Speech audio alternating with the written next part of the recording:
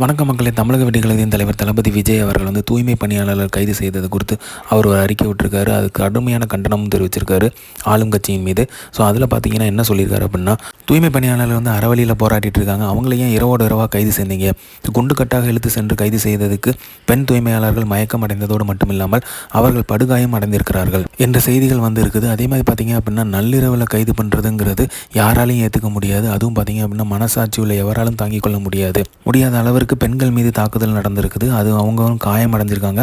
தேவையான மருத்துவ உதவியும் சிகிச்சையும் உடனடியாக வழங்கி அவர்களின் உடல் நலத்தை காக்க வேண்டும். அது மட்டும் இல்லாமல் கைது செய்யப்பட்ட தூய்மை பணியாளர்கள் வெவ்வேறு இடங்களில் தங்களின் குடும்பத்தினரோடு கூட தொடர்பு கொள்ள முடியாத வகையிலும் எவ்வித உதவிகளும் கிடைக்காத வகையிலும் அடைத்து வைக்கப்பட்டுள்ளனர்.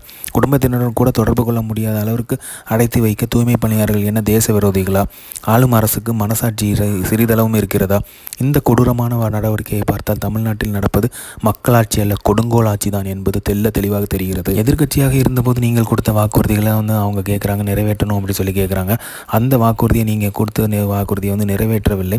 அப்படி கொடுத்த வாக்குறுதியில் உங்களால் நிறைவேற்ற முடியவில்லை என்ற ஏன் வாக்குறுதிகள் கொடுக்குறீங்க அப்படிங்கிற மாதிரி கேட்டிருக்காரு. ஸோ அராஜக போக்குடன் கைது செய்யப்பட்ட தூய்மை பணியாளர்களை உடனடியாக விடுவிக்கப்பட வேண்டும். அவர்களின் தங்களின் கோரிக்கைகளை நீங்கள் நிறைவேற்றி கொடுக்க வேண்டும். போராடுவதற்கு மாற்று இடங்கள் வழங்கப்பட வேண்டும் அப்படிங்கிற மாதிரி தன்னோட அறிக்கையில் குறிப்பிட்டிருக்காரு.